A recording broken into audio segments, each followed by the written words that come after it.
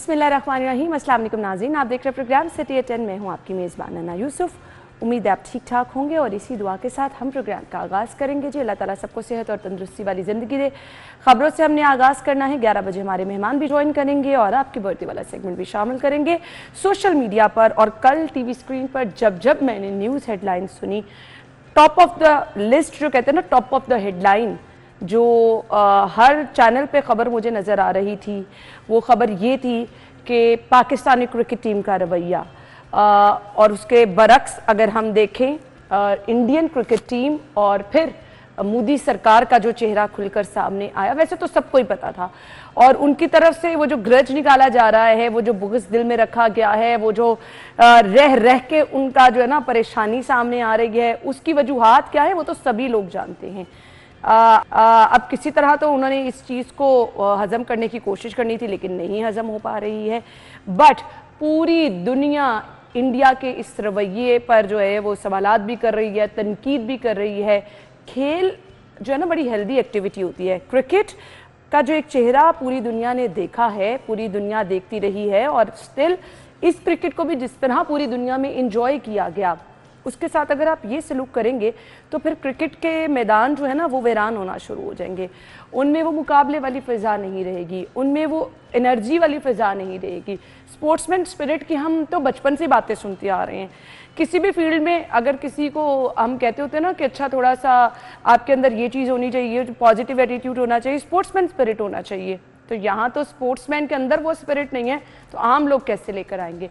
इस सब के पीछे एक सोच है, इस सब के पीछे जो खुद भारत का अपना पूरे का पूरा जो एक चेहरा जो कह ले ना, सिर्फ वो क्रिकेट टीम का नहीं, पूरी दुनिया में भारत दिखा रहा है कि उनकी सोच क्या है, उनके अंदर क्या है, किसी को बताने की ज़रूरत नहीं है। जी हमारे साथ आमिर रज़ा खान साहब और अली साई साहब मौजूद हैं। अपने प्रोग्राम में उनको वेलकम कहेंगे। अस्सलाम वालेकुम आमिर भाई और साई साहब, क्या मोदी सरकार क्रिकेट के साथ जो कर रही है, और फिर दूसरी जानिब पाकिस्तान का रवैया, चेयरमैन पीसीबी की जानिब से जो एक स्टैंड लिया गया, वी रियली अप्रिशिएट। और उसके बाद जब कल मैंने ना सोशल मीडिया पर मीम्स देखना शुरू की, तो वो मुझे अच्छी भी लग रही थी और मैं उसको एंजॉय भी कर रही थी। क्या कहना चाहेंगे? देखिए, पहली बात तो ये है कि भारतीय जो है मोदी की सियासत सारी की सारी सिर्फ पाकिस्तान दुश्मनी पर मबनी है। उसने अपनी आवाम को रहे ना सिर्फ आपको उसको तमाम वो मामलात जो कि वहाँ की मुआशी हालात को बेहतर कर सकते थे, वहाँ की समाजी हालात को बेहतर कर सकते थे, उसको वो पाकिस्तान दुश्मनी पर लेके, और आज नतीजा ये है कि वो पाकिस्तान दुश्मनी बढ़ते बढ़ते मुस्लिम दुश्मनी तक चली गई है, और मुस्लिम दुश्मनी के नतीजे में वहाँ पर आज हंगामे शुरू हैं। कभी लेह की जगह पे, कभी उनका तिब्बत के इलाके में, कभी उनका कहीं पर, और अभी अलीगढ़ में उनके हंगामे शुरू हैं। फिर उसके बाद तमाम मुस्लिम दुनिया आहिस्ता आहिस्ता भारत से दूर होती चली जा रही है। देखें उनकी ईरान के साथ जिस तरह किया, उनकी मेंटालिटी चेक करें कि वो सिर्फ पाकिस्तान को एक का हवा दिखाकर अपनी कौम को जंगी जुनून में मुब्तला करते हैं और उसका फ़ायदा उठाते हैं सियासी तौर पर। तो ये मोदी की वो गंदी सियासत है जिसके लिए उसने क्रिकेट के मैदान को चुना, और मेरा ख्याल है कि इस दफ़ा मैदान गलत चुन लिया। उसको पता नहीं था कि यहाँ पे सिपा सलार ACC में कौन है। अब वो सिपा सलार जो था, उसने एक के बाद एक ऐसे लत्ते लिए कि उनकी टीम जीत कर भी हार गई। उनकी टीम जीत, तो लोग तो इस पे मीम बनाएंगे। अब मोदी के बारे में जितने मीम बन रहे हैं, अब तो वहाँ के यूट्यूबर्स कह रहे हैं, वहाँ की ऑपोजिशन कह रही है, वहाँ के जितने चैनल्स हैं आप देखें तो वो ये कह रहे हैं अगर हम खेले हैं तो हमें ट्रॉफी क्यों नहीं मिली, और अगर हमें ट्रॉफी नहीं लेना थी तो हम खेले क्यों। देखें सवालात हैं ना लोगों के, ऐसे ही है, उठ रहे हैं। तो मैं ये समझता हूँ कि मोदी कितना अरसा पाकिस्तान दुश्मनी की सियासत चलाएगा। पाकिस्तान खित्ते में हर आने वाले दिन के साथ मजबूत होता चला जा रहा है। ईरान में इसकी चाह बहार बंद हो गई है, ये सियासी बातें। लेकिन बांग्लादेश में देखें, इसको निकाल दिया गया, नेपाल से निकाल दिया गया, श्रीलंका से निकाल दिया गया। पाकिस्तान और इंडिया के इश्यूज देखिए ये हमेशा से चलते आ रहे हैं, बट खेल के मैदान में कभी आपको खिलाड़ियों का ये रद्द-ए-अमल नजर आया? आप इतनी देर से स्पोर्ट्स कवर कर रहे हैं, खेल के मैदान में तो ये देखा है कि हम तो क्रिकेट डिप्लोमेसी के जरिए जंगे टाला करते थे। ज़ियाउल्लाह का दौर था और उस जमाने में बिल्कुल फौजें जो थी आमने सामने आ गई, तमाम वेपन्स जो थे वो उसको क्या उसको कहेंगे कि उसको निकाल लिया, अनवील कर दिए कि हाई अलर्ट्स में चले गए। मैच था पाकिस्तान का और इंडिया का। अच्छा। और ज़ियाउल हक साहब ने स्पेशल जहाज़ पकड़ा और उतर गए। अब राजीव गांधी क्या करें, उस वक्त वो थे। अब वो सुना, अब ये रावी ने बताया कि वहाँ पर जब मस्जिद से बाहर निकल रहे थे तो राजीव गांधी साहब भी खड़े थे, तो ज़ियाउल हक साहब अपने बूट के तस्मे बांध रहे थे। बांधते बांधते उन्होंने कहा कि देखो एटम बम तुम्हारे पास भी है, मेरे पास भी है, मुझे चलाने का मौका मिला तो पहले चलाऊंगा। अब ये वो बात थी जिसने उस पूरी जंग को टाल दिया। इसको क्रिकेट डिप्लोमेसी के नाम से जाना जाता है और इसमें लोगों को अमन मिल रहा था, सुकून मिल रहा था। पूरी दुनिया, साहिब साहब तो खुद क्रिकेटर भी हैं, पूरी दुनिया आप मेरी तरफ ऐसे देख रही हैं, सलमान अली आगा से अच्छा खेलते हैं। अच्छा हाँ, जिस तरह उसने परफॉर्म किया उससे बहुत बेहतर खेल सकता अल्हम्दुलिल्लाह। बल्कि उससे नहीं, पहले दो को छोड़ के जितना आपको पता है इसको सफ़ेद लिबास पहनाए इसलिए गया, कोई जंग नहीं, कोई जदल नहीं, ये अमन है। आमिर भाई, ओवरऑल अगर हम देखें ना तो एक फेस्टिविटी थी। लोग सैटरडे को तैयारियां करने लग गए, प्लानिंग करने लग गए कि उन्होंने करना क्या है। कुछ लोग अपने रिश्तेदारों के घर इकट्ठे हुए, फिर बाहर बड़ी स्क्रीन्स लगाई गई मुख्तलिफ पॉइंट्स पर। तो ये एक फेस्टिविटी। आपने तो वो दौर नहीं देखा, मुग़ल आज़म जब रिलीज़ होनी थी ना अमृतसर से इंडिया के टीवी से, उस वक्त मैंने लोगों को कैंटीन ख़रीदते हुए देखा हुआ है। और उसके बाद जब पाकिस्तान और इंडिया के मैचेस होते थे तो लोग कैंटीन ने क्या तारें क्या पता नहीं, ऊपर वो सिल्वर के बर्तन भी बांधते थे, यानी वो ताकि वो सिग्नल्स जो हैं कैच हो जाए। और मेरे ताया होते थे, वो मेरे ताया मरहूम जो थे, अल्लाह ताला उनको जन्नत नसीब करे, वो तो कहीं दुनिया में मैच हो रहा था तो उन्होंने एक बाल्टी से रखी होती थी पानी की, उसके अंदर तार डाल के फिर वो अपने रेडियो के साथ उसके ऊपर बांधते थे क्लिप। ये यहाँ का सिर्फ नहीं था, ये जुनून है, ये जुनून इंडिया में भी। मैं तो इंडिया इतनी दफ़ा मैचेस कवर करने के लिए गया हूँ तो पूजते हैं। और इंडिया पाकिस्तान का मैच आप अंदाज़ा नहीं कर सकते दुनिया के जिस तरह ये सारा खेल को सबोताज किया गया और जिस तरह इन्होंने रवैया, बिल्कुल उसमें सारी इनकी जो गवर्नमेंट की सोच थी वो सामने आ रही थी। बेसिकली वो खफत मटाने की कोशिश कर रहे थे जो उनको मई में जंग के दौरान उठाना पड़ी। और मसला सिर्फ ये है कि आप क्रिकेट खेल रहे हैं, आप क्रिकेट के मैदान में जंग को ना लेके आएँ।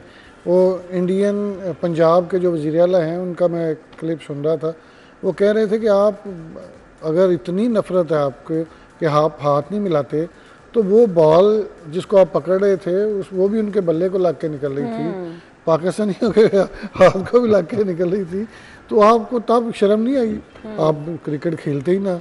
वो मेरा ख्याल है उनके किसी वो आर्टिस्ट की फिल्म में जो हमारे एक्ट्रेसेस ने काम किया है उस पर भी उन्होंने बैन लगाया, उस पर भी वो तनकीद कर रहे थे। तो मसला ये है कि इतनी आपको नफ़रत है, इतनी आपको चीज़ों में परेशानी है तो आप भेजते ही ना अपनी टीम को। और एक बंदे की सोच और इतना मुतनाज़े कर दिया आपने वो सारा जो मैचेस जितने भी हुए, आप अल्लाह ताला ने आपको फतह दी, आप वहाँ पे सेलिब्रेट करें उसमें अच्छे तरीके से। असल में वहाँ पे कांग्रेस वगैरह जो थी वो बहुत मजबूत थी। बाल ठाकरे एक बम्बई के बदमाश हुए जिन्होंने बाद में सियासी लबादा ओढ़ लिया, फिर मजहबी लबादा ओढ़ लिया। उसके बाद उन्होंने ये पाकिस्तान दुश्मनी का नारा सबसे पहले लगाया। मोदी उनका पैरोकार है। ये बीजेपी अपनी बुक्स में बीजेपी और हिंदुत्व जो है ये जितना है ये सब ये, और इसके अंदर फिर वो गुजरात से पैसा आना शुरू हो गया। KL अडवाणी वगैरह जो थे वो आ गए। अडवाणी ने अडानी को खड़ा कर लिया जो कि एक बड़ा इंडस्ट्रियलिस्ट बन गया। और इस वक्त भी ये आप देखेंगे कि गुजरात के जो ताजर हैं वो इस वक्त इंडिया में। अच्छा, ये बातें छोड़े, बताएं कोई उनको ट्रॉफी मिलेगी कि नहीं मिलेगी? ट्रॉफी नहीं मिलने वाली। क्यों? आके ले जाए, आ जाए ले जाए। ट्रॉफी देखे अनाउंस हुआ है वहाँ, तभी होगा कि आके लेके तभी आएंगे। तो क्या ट्रॉफी क्या टीमू करा दे? वो तो जीत के भी ना जीते ना। क्या उनको जीत के भी फूड पांडा करा दे ट्रॉफी? वो तो फिर जीत के भी ना जीते। जीत के भी ना जीते। उनके पास क्या प्रूफ है कि वो ट्रॉफी है या मेडल्स हैं? वो करते रहे जो मर्जी कहते रहे। अच्छा, उसमें मैं बड़ा हैरान था कि उसमें वो मैन ऑफ द मैच ले रहे हैं, मैन ऑफ द टूर्नामेंट ले रहे हैं, लेकिन ट्रॉफी लेने नहीं आ रहे। भाई इतनी आपकी गैरत है, इतनी आपको अकड़ है तो आप कुछ भी ना लें। आप फिर क्यों स्टेज पे आ रहे हैं? फिर आप वहां से महल्ले चपेड़ा पईया होना तो बंदा बदमाश के सामने दोबारा जानता नहीं। बिल्कुल आपने सही कहा, ऐसे ही है। चलें जी, हमने ब्रेक की तरफ जाना है, ब्रेक लेंगे। ब्रेक के बाद हम आएंगे जी अगली खबर की तरफ। हमारे साथ रहिए।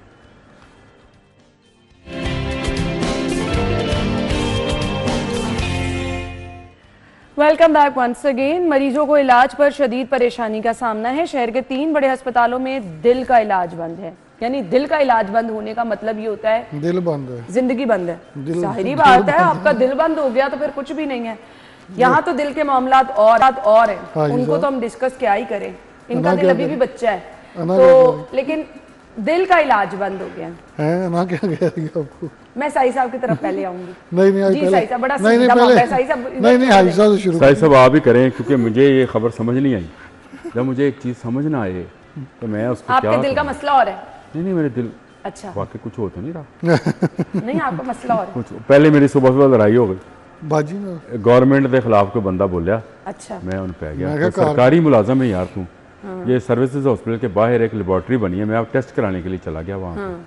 आज हाँ, वो जो सरकारी मुलाजिम वहाँ पे ये मौसम साहब के दौर में बनी थी हाँ जी, ये लेबॉर्ट्री। मैं कहता हूँ स्टेट ऑफ द आर्ट वो बना हुआ है इंफ्रास्ट्रक्चर। पीआईसी की भी बात जो अंदर उसके बंदे PIC वाली हैं, कह रहे हैं आप? ये सर्विसेज के बिल्कुल बाहर जी, बिल्कुल, हाँ, बिल्कुल, वो बनी है पीआईसी के बारे में। पीआईसी वाली नहीं, सर्विसेज के बाहर जो मेन रोड पे है, जेल रोड पे। उसने बंदे ने इतनी वो रूडनेस से बोल रहा था, अल्लाह ताला उसको हिदायत अता फरमाए, बुज़ुर्ग के साथ भी। और 8 बजे का टाइम है शुरू होने का, और ये कोई 8 बजे के बाद भी इन्होंने काम शुरू नहीं किया, सफाइयाँ कर रहे थे। वो बंदे ने कहा यार मैं भूखा हूँ, मेरी 74 साल उम्र है। तो अगो कहता जी गवर्नमेंट का होवे बेरा गर्क, पता नहीं आप लोग भी चलाते कि नहीं चलाते। मैंने उसको पढ़ गया, मैं कहा यार तू सरकारी मुलाजम है, तुझे जॉब दी हुई है गवर्नमेंट ने। हालांकि उसका एक हाथ और एक पाँव जो था पोलियो ज़दा था उस बंदे का, लेकिन इसके बावजूद उसको जॉब दी हुई थी ना। वो किस पर डाल रहा था? गवर्नमेंट, खुद सरकारी मुलाजम है। और ये वो सूरत हाल है जो कि मैं समझता हूँ कि स्पेशलाइज्ड हेल्थ के लिए अलार्मिंग है कि एक अच्छा बना हुआ इंफ्रास्ट्रक्चर भी आपके लोग तबाह करें। आप फायदा नहीं अगर यहाँ पर अच्छे तो आमिर भाई, यहाँ फिर मैं सीएम साहिबा का बच्चियां पढ़े लिखे शुक्रिया बैठे अदा हों। करने के साथ ना उनको थोड़ा सा कहती हूँ कि please time to time monitoring अच्छा, करें। मैं अगर आपको- अच्छे बच्चे बैठे होते यहाँ पे, पढ़े लिखे बच्चे बैठे होते, खुश अखलाक बैठे हुए, तो मेरा ख्याल है जो आता है मरीज आता है ये लेबॉर्ट्री हमारी सीएम में। साहिबा से नहीं रिक्वेस्ट है। नहीं, एक चीज़ ये देखिए, CM मैं साहब से आपके जो हमारा पुराना ऑफिस था जेल रोड पे, वहाँ पे भी एक लैब बनी हुई जी, है। बिल्कुल। चले प्राइवेट लैब हम जिक्र नहीं करते। मेरा 2 दफ़ा वहाँ पे जाना हुआ है। 3-4 लोग बैठे होते हैं, उनको मैंने बताया मैं जर्नलिस्ट हूँ। उन्होंने कहा ये आपका कोई हेल्थ कार्ड, कोई आपका वो जो इंश्योरेंस के कोई कार्ड है वो दे दें। मैं तो रूटीन में उनसे करवा रहा था, वैसे ही वहाँ से बात होना शुरू हो गई कि हमारा ये ऑफिस था, तो उन्होंने हमें 50% डिस्काउंट कर दिया। और हम उनके पास आधा पौना घंटा रहे, इतने अच्छे तरीके से उन्होंने बात की, इतने प्यार अब से। वहाँ मसला क्या था कि वायल्स ही नहीं थी। वो कह रहे जी वायल्स, बुजुर्ग ने कहा कि यार वायल्स क्यों नहीं है? कहता जी राती गया सन सुबह मुक गई। अब देखो ये कैसा अब ये मजे की पेशेंट बात का है। तो इशू नहीं ना, पेशेंट का तो इशू ही नहीं है ये आपका अच्छा, issue वो आगे से किस पर डाल रहा था? MS पे, मैनेजर पे। मैं 8:35 तक रहा वहाँ पे, मैनेजर नीचे आया जिसको 7:30 बजे वहाँ अब ये वो इंतजामी मामलात हैं जो कि क्वेश्चन मार्क हैं, जिससे मरीज परेशान है और ये हर अस्पताल अच्छा, का issue एक है। और चीज़ अच्छा है। बात है, जरा बैक टू द न्यूज। इधर एक से इसी पे आ रहा है। मैं मुझे अब ये कंफर्म नहीं है, मुझे PIC का एक बंदा बड़ा मोतबर ज़राए है, वो कह रहा था कि PIC की लैब इतनी अच्छी है कि रात के औकात में बड़ी बड़ी प्राइवेट लैब्स के वहाँ से ये कराते हैं। वक्त जाहिद साहब भी दे सैकड़ों चुके हैं कि वहाँ पे वहाँ से आते सैंपल्स और इधर टेस्ट और होते हैं। वो कंफर्म साहिब कर साहब, रहा मैंने खुद भी वहाँ से था। उन्होंने टेस्ट कहा कराया डेली कम अज कम। मैंने जो अपना टेस्ट कराया उसमें 10 दिन का टाइम दिया उसकी रिपोर्ट का। मैं कहा यार मैं प्राइवेट तो करावा, कल दे देगा। कहते जो कल दे देगा साढ़े कोल मशीन ही के और ਉਹਦੇ ਤੇ बहुत रश है। वो रश किस चीज का है? वो प्राइवेट लेबोरेटरीज का रश। वो प्राइवेट लैब वाले टेस्ट दे के आते हैं, वो चले पैसे देते इस हैं, मामले को भी मिली रिक्वेस्ट है कि जी जरूर सीएम साहिबा देखिए, अब 3 बड़े हॉस्पिटल हैं, जनरल अस्पताल, सर्विसेज का जिक्र है। हम कहते हैं कि PIC में रश ज्यादा है, लोगों के अंदर इत्तेमाद होना चाहिए कि वो दूसरे अस्पतालों में जो कार्डिक यूनिट है वहां जाएं, बट कैसे जाएं जब आपकी जो प्राइम चीज है एंजियोग्राफी, उसकी सहूलत ही मैसर नहीं होगी। आपको एक बंदे को हार्ट अटैक हुआ है या दिल में दर्द हुई है, आप फौरी आपके घर के पास जनरल हॉस्पिटल है, आप लेके गए, वहां जाके आपको पता चल रहा है जी मरीज की तो एंजियोग्राफी, फिर आपके पास क्या ऑप्शन होगी? आपने PIC की तरफ ही दौड़ना है और वहां पर इमरजेंसी इतनी बड़ी करने के बावजूद आपको कोई बेड खाली नहीं मिलता। आमिर भाई, जगह ही नहीं मिलती वहाँ पे। मैंने आपसे पहले कहा था ये इलाज बंद नहीं हुआ, पहले तो यहाँ था ही नहीं, है ही नहीं। एक चीज अगर शुरू हुई हो तो वो आमिर बंद भाई होती है। एक कार्डिक सेंटर जरूर एक नहीं है जरूर ना, अस्पतालों लेकिन में। खबर के अंदर शामिल है। मैं आपसे गलत बात थोड़ी कर रहा हूँ। उन्होंने लिखा है कि जनरल हॉस्पिटल और सर्विस यहाँ पे तो है, सीरियसली नहीं था इलाज नहीं, जर्नल में? नहीं ना जनरल में ना सर्विस। वहाँ पे तो ज्यादा जो है वो अब मैं इस पर खबर, मैंने आपसे कहा था वो मुझे जाहिद साहब ने खबर दी है। तो ये जरूर लड़वाना मेरा यार। नहीं, मैं हर लड़वा नहीं रही, दफा मैं तो पूछ रही हूँ आप बस। जानबूझ के वो खबर रखते हैं जो कि जाहिद साहब की, और वो I मेरे think- साथ आप इस पे बात कर लें। नहीं, गंगाराम में न्यू अस्पताल कार्डिक मेरे ख्याल यूनिट से मौजूद जहाँ पर है, अभी डॉक्टर आमिर एनजीओ की बंदेशा हेड कर रहे हैं। कर रहे थे अच्छा, वजीराबाद। काफी अरसा हो गया उनको। हाँ हाँ, वो वजीराबाद जो काम करने वाला बंदा है उसको तो हमें बर्दाश्त ही नहीं ना। स्पेशलाइज्ड हेल्थ में जो लोग बैठे हैं उनसे काम करने वाला बंदा तो बर्दाश्त नहीं है, और वो उसको बहाने खीले बहाने उसको भगाएंगे, उसका घर खाली कराएंगे, उसको ले जाएंगे। कार्डिक यूनिट अस्पतालों में किसने बनाने हैं? हाँ अच्छी बात है, लेकिन बनाए पूरा जाए। कार्डिक का हॉस्पिटल है बिल्कुल सर्विसेज के साथ, कंध नाल कंध सांझी है, फिर आपको सर्विसेज में बनाने की जरूरत नहीं है। जनरल सर्विसेज हॉस्पिटल में में, भाई, जरूरत इस नहीं। चीज को जनरल तो हॉस्पिटल में होना चाहिए। लेकिन नहीं, मैं तो खबर पे जा रहा हूँ कि खबर में था कि बंद। मैंने इसलिए एक कहा मिनट, था मेरी कि बात मुझे ये सुनिए। समझ नहीं आई कि बंद तो वो होती है चीज जो चल रही हो तो बंद कर दिया नहीं हो। नहीं, मेरी बात सुने, अगर बंद तो हुआ सब्जाजार नहीं। हॉस्पिटल में नहीं है ना तो समझ आ रही है, समनाबाद में नहीं है, मियां मुंशी में नहीं है, ये बड़ी इलाजगाहें हैं, बहुत पुराने टीचिंग अस्पताल है, अना- यहाँ एक यूनिट का होना तो अच्छा, जरूरी। वैसे मजे की बात है, वहाँ पे सब्जाजार हॉस्पिटल में है कार्डिक यूनिट कार्डिक यूनिट। उस तरह से है कि मैं जब गया था, मुझे पित्ते का दर्द था तो मुझे लगता था मुझे हार्ट का दर्द है।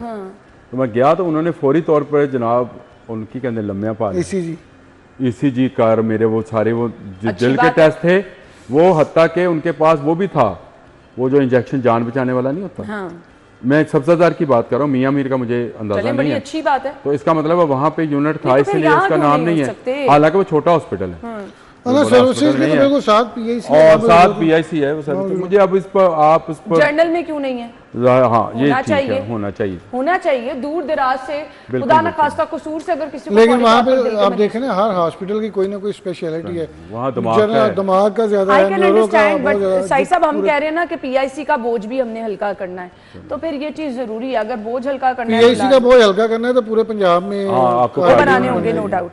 अच्छा जी, मलामा कैंसर केयर अस्पताल खत्म, टीएचक्यू का दर्जा बहाल कर दिया गया है। हुकूमत ने दोबारा तहसील अस्पताल बनाकर इंतजाम महकमा सेहत के सुपुर्द कर दिया। सैकड़ों मुलाजमीन फारिग, डॉक्टर नर्सिस का तबादला। आमिर भाई, नहीं, सैकड़ों मुलाजिम क्यों फारिग हो गए? हॉस्पिटल तो हॉस्पिटल रहेगा, और ये बड़ी अच्छा इकदाम था कि कैंसर का स्पेशलाइज्ड हॉस्पिटल बन गया था।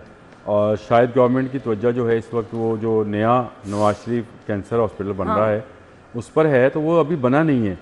जब तक वो बनता नहीं है तब तक आपको ये इसमें- हॉस्पिटल तो रखना चाहिए था।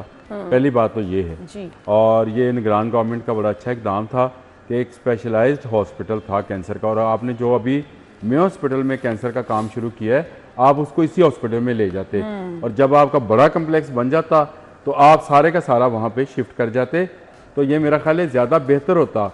लेकिन आप क्योंकि आपका स्पेशलाइज्ड महकमा जो हेल्थ है वो पता नहीं किस नज़रिए से काम कर रहा है, क्या उसको शायद निगरान गवर्नमेंट से कोई प्रॉब्लम है या उसको हॉस्पिटल से कोई मसला है।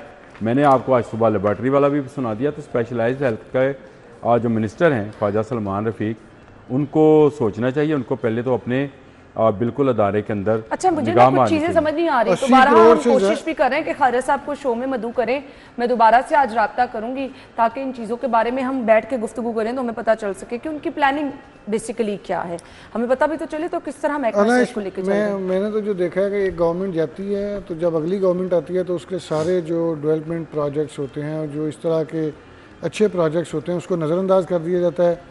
वो फिर सारे खूह खाते में चले जाते हैं और हम यहाँ पे तनकीद कर रहे होते हैं। बेसिकली तो ये गवर्नमेंट को चाहिए कि ये जो भी पैसा लगा है ये इस गवर्नमेंट का लगा है, इस आवाम के टैक्सेस का लगा है, इस पे आपने इसको लेके चलना चाहिए।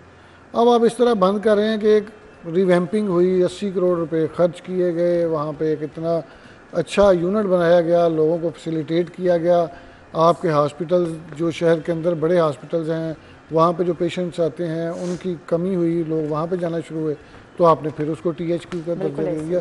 ये ज़्यादती है। इस पे मरियम नवाज साहबा बहुत अच्छा काम कर रही हैं और इसमें कोई शक नहीं है। आपको फील्ड में भी नजर आ उनको रही है। तवज्जो देनी होगी हेल्थ पे। अगर उन्होंने हेल्थ कल पे और उनसे एक एजुकेशन दोस्त बात कर रहा था, वो कह रहा था कि भाई उसको पब्लिक में ही जाना होगा, उसको पब्लिक हॉस्पिटल्स के अंदर लोगों को बहुत परेशानी है। और आज मैंने आपको लेबॉर्ट्री वाला वाकया तो सुना ही दिया। बिल्कुल ऐसे है। अच्छा जी, एक और मामला है, जाहिद साहब की खबर है जी, टीचिंग अस्पतालों में निजी मेडिकल स्टोर बंद करने का हुक्म दिया गया है।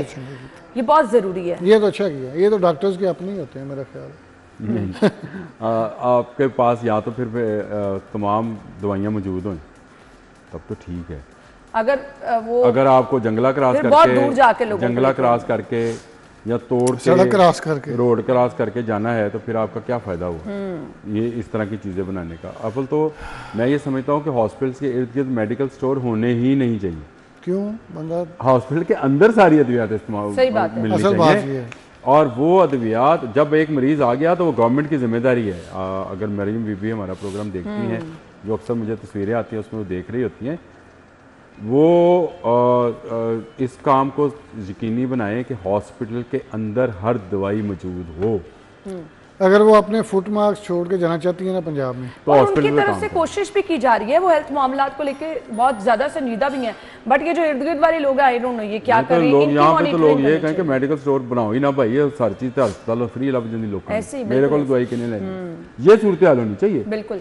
लेकिन यहाँ पे आपको मशरूम ग्रोथ आपको दो चीजों की मिलेगी, एक बर्गर शवारमे वाले और दूसरे मेडिकल स्टोर। आप जिस मर्जी रोड पे जगह में मेडिकल स्टोर है। बस अल्लाह ताला रहम करे। ब्रेक ले लेते जी, ब्रेक के बाद आपको ज्वाइन करेंगे। स्टे विद अस।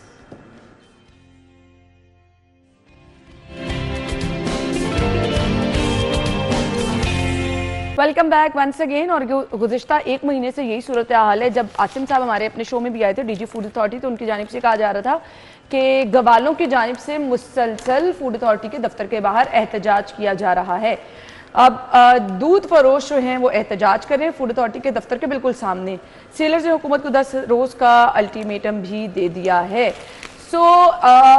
पहले तो फूड अथॉरिटी की जानिब से शहर के दाखिली रास्तों पर नाके लगाए जाते थे, फिर कैंपेन प्रॉपर इनके खिलाफ शुरू की गई। आमिर भाई, मामला क्या है, क्या चाहते हैं?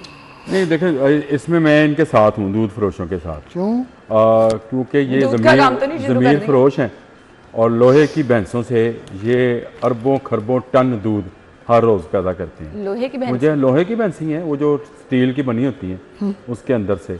मुझे ये बता दें कहाँ इनकी भैंसें हैं जहाँ से ये इतना दूध लेते हैं? एक भैंस कितना दूध देती है? देखें, हमारा बैकग्राउंड जो है, मेरा साई का, हम सब लोगों का देहात से किसी न किसी तरीके से है और हमें पता है कि कितना दूध, कितना पंजाब में भैंसें हैं और कितनी आपके लाहौर शहर में इतनी इतनी बड़ी आउटलेट्स हैं कि पूरे पंजाब का दूध भी आ जाए ना तो उनका दूध पूरा नहीं कर सकते। वो दही भी बनाते हैं, वो पनीर भी बनाते हैं, वो मक्खन भी बनाते हैं, वो घी भी बनाते हैं और दूध भी बेचते हैं। आप मुझे बता दें, ये 5 प्रोडक्ट्स एक ही दूध से निकलती हैं और फिर जो प्रोडक्ट निकल गई उसके बाद दूध नहीं रहेगा। ऐसे ही है। चाहे आप घी बना ले, चाहे दही बना ले, चाहे आप पनीर बना ले, चाहे आप जो मर्जी बना। अब ये कहाँ से आती हैं चीज़ें? हाँ। ये कौन से केमिकल्स हैं? ये एकदम से लोग क्यों फेंड हो जाते हैं? आपको पता है कि बच्चे आजकल एकदम से उनका हार्ट बंद हो जाता है। इसकी वजह वो केमिकल है जिसको हम चीज़ के नाम पर पिज़्ज़ो और शवारमों पे लगा लगा के बच्चों को खिला रहे हैं। सही कह रहे हैं, बिल्कुल। वो एक केमिकल है जो डालडा से बनता है। ग्वाले वैसे ये दूध फरोश वैसे क्यों एहतजाज कर रहे हैं? किस चीज़ का एहतजाज? 10-10 घंटे रोके ना, की कार्रवाइयों के खिलाफ आपको रोके ना भाई, आप लेके क्या आ रहे हैं? आपको पता है केमिकल लेके गाय, भैंस, बकरी या ऊँटनी का जो भी दूध है वो खालस हो तो वही फायदेमंद है। यहाँ पे तो जब इंजेक्शन लगाए जाते हैं, मखसूस किस्म का इंजेक्शन लगाया जाता है गाय भैंस को दूध धोने से पहले, ऑक्सीटोसिन, वो इंजेक्शन इंतहाई खतरनाक है। तो चलें, हार्मोन्स का है ना, हार्मोन का है, उसको बर्दाश्त कर लिया आपने, उसके बाद आप पानी डाल लेते हैं। चलें, पानी तो हम नेमत है कि पानी वाला दूध मिल जाए, उसके साथ आगे जो करते हैं आप, उसमें कौन कौन से केमिकल्स डालते हैं उसको वो थिक बनाने के लिए। इनकी वैगनें रोकनी बंद शुरू की इन्होंने। क्या किया, जो सवारियों वाली वैगनें नहीं है उसमें उनके अंदर इन्होंने खाने, ये पिछले दिनों हमारे रिपोर्टर ने पूरी रिपोर्ट की है इस पे। अच्छा। यानी वो देखने में सवारियों वाली वैगन, उसमें 4, 5, 7 सवारियाँ भी बैठी हुई हैं, लेकिन उसके अंदर उन्होंने ऐसे से ड्रम फिट किए हुए थे जो कि पूरे का पूरा केमिकल था। अब मुझे बताएं, ये लाने के कह रहे हैं जी ये क्यों लाने दे रहे हैं?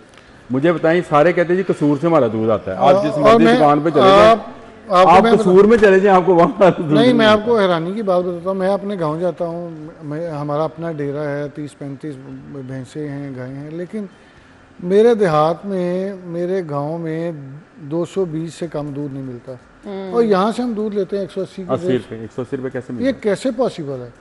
और आपको तो ये अब किसी को अंदाज़ा ही नहीं कि सैलाब में लोगों की सारी फसलें ज़ाया हो गई हैं, बिल्कुल। और जो अब उनको वो पंजाबी जैसे ने भंडा पा रहे हैं, वो तो वैसे ही बड़ा कॉस्टली हमें पड़ रहा है। तो हम आपको दूध कैसे देंगे 150 रुपये किलो या 160 रुपये किलो का? 20 रुपये या तो इनको इजाज़त दे दीजिए केमिकल फ़रोख्त करने की, ये जो केमिकल नुमा है इसको दूध कहने की इजाज़त दे दी। ये असल में ये चाह रहे हैं कि ये प्रेशर बनाएं और फिर ये कहें जी कि हम केमिकल बेच रहे हैं।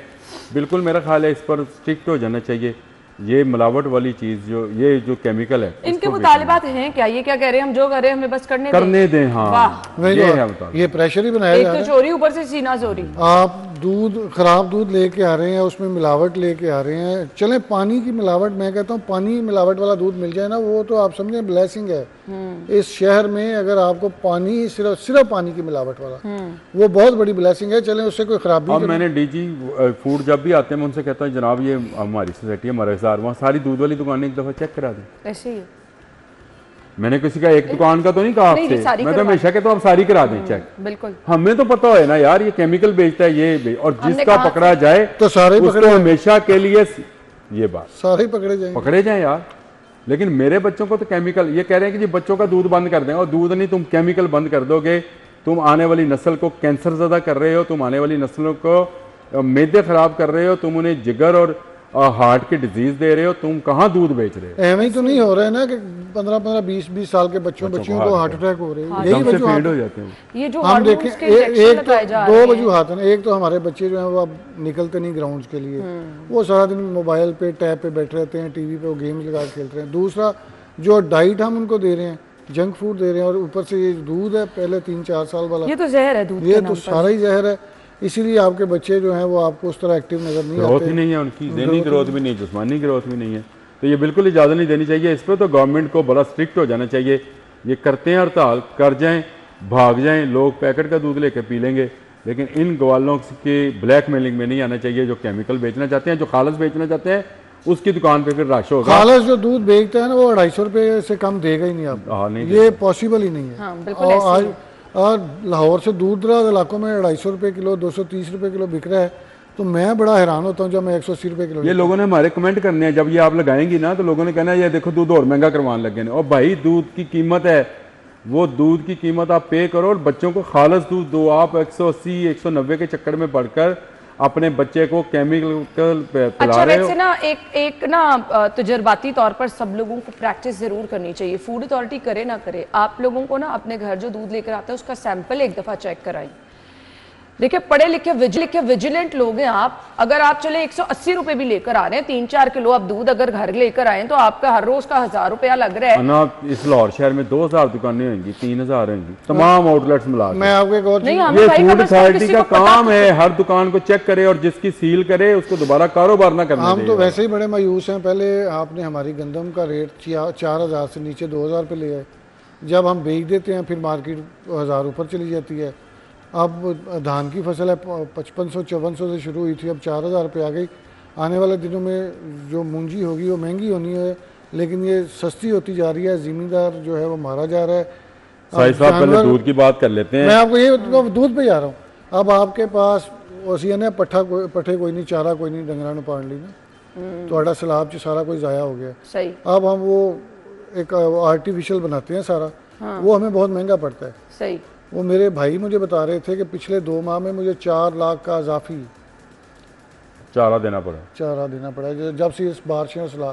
आप मुझे बताएं, वो जो बंदा अफोर्ड ही नहीं कर रहा 220 से कम या 230, वो कैसे आपको 180? लेकिन मुझे सिर्फ उन आम शहरियों की फिक्र है जो कि पैसे जेब से लगा के भी जहर अपने चार बच्चों के लिए गुब्बारे खरीद लगाते रहे। ने और एक गड़वी नाल एक गड़वी फ्री, बिल्कुल। ये अच्छा, वो एक जगह पे 8 दिन काम करते हैं, फिर वहाँ से हटाते हैं, फिर वो सब्जादार में चले जाएंगे, फिर सब्जादार से उठेंगे वो किसी और जगह पे चले जाएंगे, टाउनशिप में चले जाएंगे कहीं। वो उन लोगों को कारोबार कौन करने दे रहा है? इस पे सीएम साहबा को फोकस करना। ये हमारे बच्चों का फ्यूचर ख़राब हो रहा है, उनकी सेहत ख़राब हो रही है, आपकी आने वाली नस्ल तबाह हो रही है। इस पे ज़रूर फोकस करना चाहिए। तबाह हो रही है नहीं, मौत के मुंह में जा रही है। आप सऊदी अरब जाकर चीज़ खालस मिलती है, चाहे आप वो उसमें वो डिब्बे में लेते हैं, खुला लेते हैं, सारा कुछ खालस मिल रहा होता है। यहाँ पे भी वही होना चाहिए कि यहाँ पे भी हर चीज़ आपको खालस मिलनी चाहिए। चाहे आपको 250 रुपये किलो दूध मिले, आपको खालस मिले, आप 180 रुपये लेते हैं, आपका महीने का 3000 बचता है, लेकिन मेडिसिन पे आपका 10,000 लग जाता है। इस चीज़ को आप ज़रूर फोकस करें कि 180 रुपये बर्दाश्त ही नहीं, ना गवाले को। सर ना मैं तो फिर जिम्मेदार रिक्वेस्ट कर रहा हूँ फूड ना अथॉरिटी से, फार्म खुदारा वाले मेरी सोसाइटी में तो सारी दुकानें चेक करवा दें, और ये पैगाम देकर ना है कि हम आ रहे हैं, उससे पहले पहले करवा दें, और जो जो काम कर रहे हैं जैली दूध का उनको सील कर जाएं, हमेशा हमेशा के लिए उनका कारोबार बंद कराएं। ये कोई तरीकाकार नहीं है कि वो आप जैली और केमिकल ज़्यादा दूध बेचते रहें। हाँ, बिल्कुल बिल्कुल। सो फूड अथॉरिटी की जानिब से कार्रवाइयों का सिलसिला जो है उसको मजीद बढ़ाना चाहिए। अगर आप चाहते हैं कि आवाम की ज़िंदगी महफूज रहे, हमारी आने वाली नस्लें महफूज रहें, यहाँ पैसे लगाकर हम जहर खरीद रहे हैं, खुदारा इस पर जो है ना आवाम पे कोई तरस खाएं। ब्रेक के बाद आपको ज्वाइन करते हैं, हमारे साथ रहिएगा।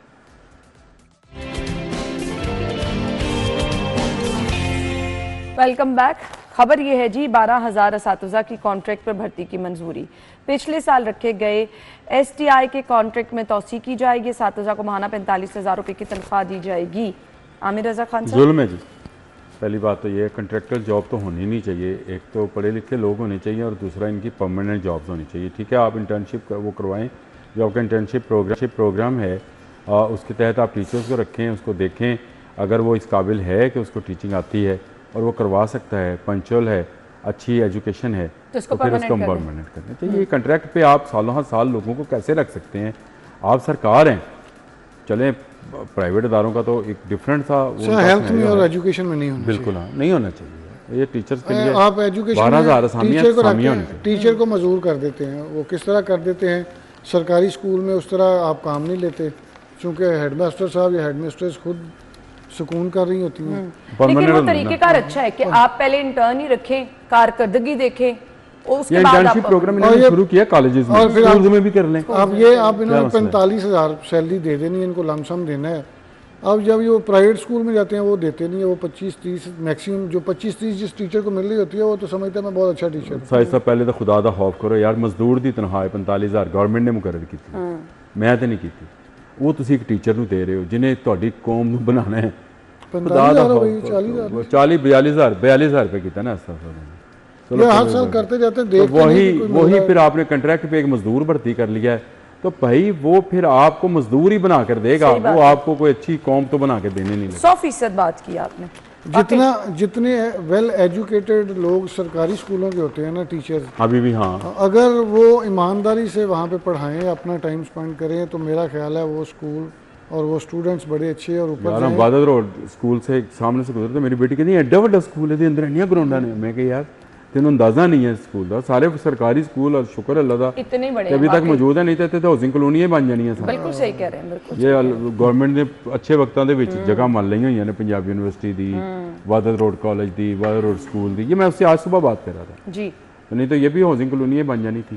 तो ये इतनी कम तनख्वाह मेरी हमारे वजीर हैं जो ये ब्लेसिंग है उनके लिए। अच्छा चलिए, मुझे थोड़ा सा ना खबर पड़ गई, लगा था ना कुछ होने से कुछ लोगों के लिए बहुत बेहतर है, कभी इस पर ना कम्प्रोमाइज किया करें। मिल जाती है ना हमें। देखिए बात समझें, ये अपॉर्चुनिटी, मेरा काम ये नहीं है कि आप एक अपॉर्चुनिटी, ये अपॉर्चुनिटी नहीं है कि साल कंट्रैक्ट पे रहेंगे और जो कंट्रैक्ट के ज़हन में रहेगा ना वो आगे एजुकेशन हासिल करेगा ना वो डिलीवर कर पाएगा। आप उसको इंटर्नशिप पे रखें, वो होता है काम का है बंदा, 6 माह बाद आप उसको रख लें। आप मुकाबले के इम्तिहान के जरिए ले आए ना टीचर्स को, आप सैलरीज अच्छी कर दें, आप मुकाबले के इम्तिहान के जरिए ले आए जिस तरह आप दीगर शोबों में लेके आ रहे हैं। लेकिन चलें इसका एक मैकेनिज्म रखें जी, एक टाइम इसका तायुन करें। आप देखें ये सारा ये होगा, पता क्या इसने बड़ी अच्छी मुकाबले के इम्तिहान है, इसने कम मुकाबले का इम्तिहान करा लो। इसमें एक और मजे की बात होगी, कौन सी क्लास इसमें होगा ये कि आप अपने लोगों को नवाज सकेंगे कॉन्ट्रैक्ट पे जितने लोग, फिर आप वोट लेंगे उनसे। मसला ये है आप चीज़ों को जानबूझ के ख़राब करते हैं, पॉलिसी ऐसी बनाते हैं, नीचे जो लोग बैठे हैं ब्यूरोक्रेट्स वो तो चाहते हैं कि सियासतदान उनके हाथों में। नई गवर्नमेंट आएगी कहेगी कंट्रैक्ट वाले कर दो, तो क्या करना सब तो आसान है, लिहाजा नवे कंट्रैक्ट वाले मैं अपने MP नूं 10-10 बंदे ना दिया, वो रख लेगा। ऐसे। अच्छा जी, खटारा गाड़ियों का शहर में दाखिला बंद, कल से क्रैकडाउन होगा। साईं साहब क्या करने जा रहे हैं? खटारा गाड़ियाँ वैसे बंद होनी चाहिए। मैं पहले भी तकरीबन पिछले हफ्ते खबर दी थी और मैं CTO साहब के पास बैठा था, DIE ट्रैफिक पंजाब से मैं मिल रहा हूँ। मैंने उनसे ये जितने एक्सीडेंट्स के उन्होंने स्टैट्स बनाए हैं ना, ये सारे आपकी जो शहर के एंट्रेंस और एग्जिट वाली बड़ी रोड्स है ना वहाँ पे हैं। साहिब साहब कभी रात के टाइम बाहर निकल के मैंने ना तकरीबन 11 बजे के करीब, मेरा कुछ दिन पहले ना दाता दरबार वाली रोड से गुजरना हुआ, इतनी बड़ी ट्रक ट्रॉलियां, वो तो आनी है ना। लेकिन वो खटारा थी साहिब साहब, धुआं छोड़ती गाड़ी। मैं आपको यही बताने लगा हूँ, देखें एक चीज़ है, आपकी सारी तजारत इस शहर में पूरे पाकिस्तान से तो फिर आपकी ये कार्रवाइयां कैसे क्रैक डाउन करेंगे? अब एक बड़ी खुशाइन चीज़ हुई है, उसमें ये हुआ है कि पहले आपकी गाड़ियाँ, मैं चूँकि शहर से बाहर से आता भी हूँ, बाहर जाता भी रहता हूँ, तो आपकी गाड़ियाँ ना शहर के एंट्री पॉइंट्स के ऊपर लंबी लंबी कतारें लग जाती थी और दो दो तीन तीन कतारें लग जाती थी, कार का गुजरना ही मुश्किल होता था। अब ट्रैफिक पुलिस की गाड़ियाँ वहाँ पे खड़ी होती हैं, वो क्यू में लगवाती हैं, पूरे 11 बजे इनको एंटर करती हैं और उस गाड़ी का ये जिम्मेदारी है कि वो कलमा चौक तक इनके साथ आती है, बीच में जहाँ से मर्जी ये डिस्पर्स होते जाएँ। आपकी जो मेन एक्सीडेंट्स हैं ना, फैटल एक्सीडेंट्स, उसमें 80% जो है वो बाहर वाली रोड्स पे होती हैं और आपके 30% एक्सीडेंट्स रायवेंड रोड पे होते थे, जिस पे अभी इन्होंने तकरीबन 2 हफ्ता पहले बड़ी गाड़ियों का दिन के औकात में दाखला बंद किया है। तो ये चीज़ें अब करना पड़ेगी। अब आपको पता है मौसम भी चेंज हो रहा है, अब स्मोक आनी है, उसके लिए आप मैक्सिमम जितनी एफर्ट्स कर सकते हैं करें, लेकिन मुझे लगता है कि उस तरह आप काबू नहीं पा सकेंगे जो सिचुएशन हमें नज़र आ रही है। चूँकि अभी रोज़ हम देखते हैं कि हमारा दूसरा नंबर तीसरा नंबर आ रहा है, मैं रोज़ देख रहा होता हूँ कि पता नहीं किस दिन हमारा पहला नंबर आएगा, किसी चीज़ में तो हम पहले नंबर पे हैं। तो जब तक ये इस तरह की गाड़ियाँ नहीं बंद होंगी, फिटनेस सर्टिफिकेट आपके पास लाजमी होना चाहिए और हर साल आपको चेक करवानी पड़ती है गाड़ी। लेकिन यहाँ पे चूँकि मैकेनिज़्म नहीं बना हुआ, उस तरह आप चीज़ों को कंप्यूटराइज चेक नहीं कर सकते। ये CM साहबा ने इफ्तिताह करना है, उसमें ये सारी ऐप्स इकट्ठी होनी है, 8-11 डिपार्टमेंट्स हैं। अगर वो ऐप मौसर तरीके से काम करेगी तो आपकी बहुत सारी चीज़ें जो ट्रैफिक के हवाले से, एक्साइज़ के हवाले से, ई चलानिंग के, टैक्सेशन के हवाले से, ट्रांसपोर्ट के हवाले से, ये सारी चीज़ें मौसर काम करेंगी। अगर ये सारे इदारे बेहतरी के लिए काम करना चाहते हैं, लेकिन मसला ये है कि यहाँ पे अगर कोई एक अदारा बेहतर काम करता है, वो दूसरे को कहता है कि आप हमारे साथ मिलकर काम बिल्कुल करें। ऐसे ही है। थैंक यू सो मच जी। अभी आप ब्रेक की तरफ जाएंगे, फिर हेडलाइंस जानिए, फिर वापस आएंगे। Stay with us.